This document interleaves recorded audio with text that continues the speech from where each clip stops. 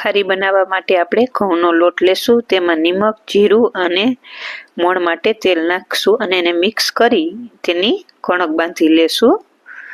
કણક એકદમ કઠણ બાંધવાની, તેલ નાખી અને સારી રીતે કેરવી મોટું એક ગુંડલું કરી લેવાનું।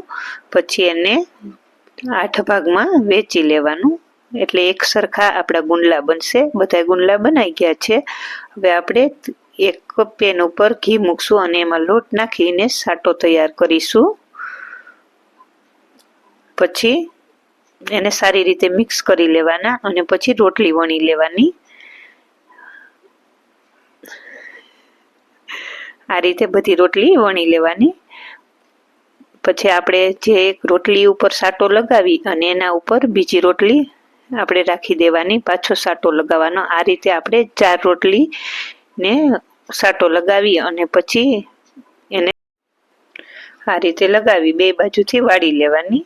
પછી આ રીતે તૈયાર કરી લેવાના। હવે એને ડબ્બામાં ભરી ફ્રીજમાં 10 મિનિટ માટે મૂકી દેવાના। 10 મિનિટ પછી બહાર કાઢી એને આપણે વણી લેવાના છે અને સાઈડનો ભાગ કટિંગ કરી લેવાનો। પછી એના કાપા પાડી લેવાના, જેથી કરીને બધા લેયર ફૂલી જાય સરસ। આ રીતે બીજી રોટલી પણ આપણે કટિંગ કરી લેશું। તો તૈયાર થઈ ગયા છે। હવે આપણે તેલ ગરમ કરી તેમાં તળી લેવાના છે।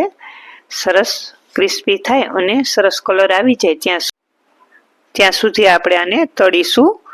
આ રીતે હું બીજો બેચ પણ તળી લઈશ, તેને પણ તે જ રીતે ક્રિસ્પી થાય ત્યાં સુધી તળી લેવાનો છે। તમે જોઈ શકો છો આપણી ખારી એકદમ ક્રિસ્પી બની ગઈ છે। આપણે ખારીને ચા સાથે સર્વ કરીશું।